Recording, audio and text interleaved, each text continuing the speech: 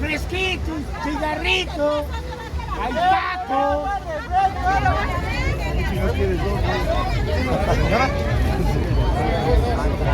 ¡La poderosa máquina! ¿Quién gana? Gana el AME 2-1.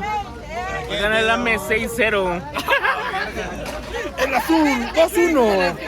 América, obviamente. ¿Cuántos?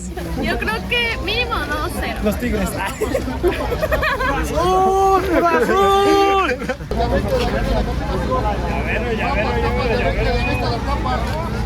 Capas, capas de 20 la capa.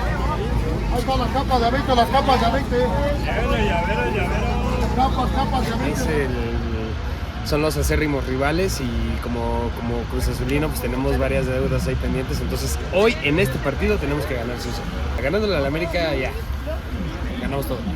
Pues no, pues nos queda el orgullo aunque vaya mal en la liguilla, pero si le gana al América pues estamos bien. Estamos acostumbrados a ganarles. El 7-0 fue una suerte de ellos. Al Cruz Azul se le odia porque se le odia. Es de los odiados, es importante ganarle. Ahorita demostrar que somos superiores. Hoy tiene que ganar. Se tiene que ver y le tiene que echar huevos. Es cabrones. Exactamente. Simplemente, América gana hoy, hijo. Y con cualquier equipo, la América siempre está decidido a ganar. Sea contra quien sea, tiene que ganar, gustar, golear y ganar. Siempre, nunca de que, ay, nada más esto. Es un partido más, para mí el clásico más flojito de los tres, para mí no es clásico, el Nacional y rivalidad Pumas, es una afición más intensa, mayor la de Pumas que la de Cruz Azul, la verdad no sabe mucho ganarle a Cruz Azul, igual muchas goleadas, muchas finales ganadas, entonces un partido más para el americanismo.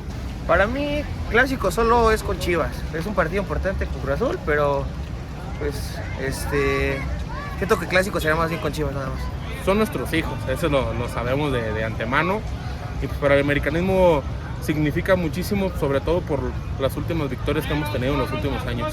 El América es un equipo grande y es un equipo que siempre se le exige demasiado, mientras para uno ganar un clásico es celebrar y ganar todo el torneo. Para el América, si no se gana el campeonato, es un fracaso.